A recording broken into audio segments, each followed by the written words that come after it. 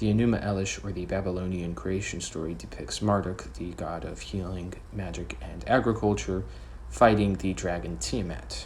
While the story had a lot of cultural context for ancient Babylon, we are interested in the themes of microbial health. The slaying of the dragon and demons is a pervasive theme found throughout the entire world. It suggests something inherent to everyday life. In this case, I believe it is intestinal parasites.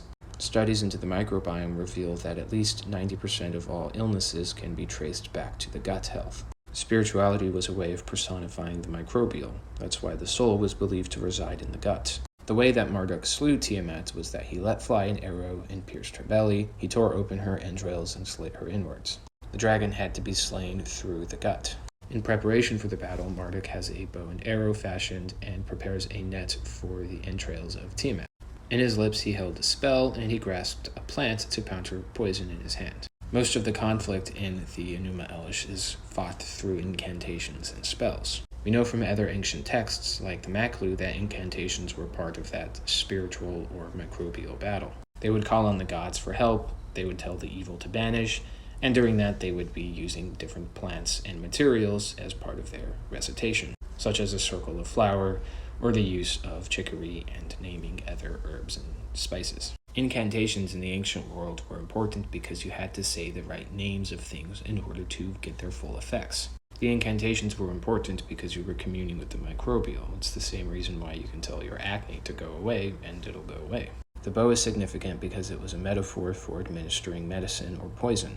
Nowhere is this more obvious than the word toxin, which comes from the Greek toxikon, which was their word for archer, because they would dip their arrows in poison, and that practice has been seen in humans for at least 70,000 years. The bow and arrow is the primary weapon of medicinal and agricultural gods. Artemis is the goddess of the hunt, of childbirth and vegetation and healing.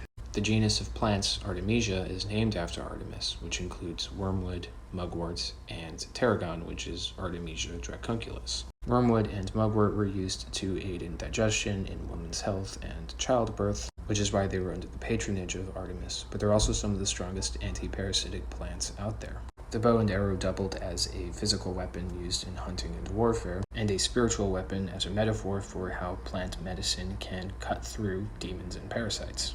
Going back to the Maklu incantation, we see them calling for chicory. Chicory is a powerful digestive medicine and is a prebiotic, which means it helps promote good bacteria. In order to fight off these invisible spiritual enemies, they have to use plants and medicines which have known anti-parasitic or antimicrobial properties. This was just a couple quick examples of gut health, mythology, and parasites.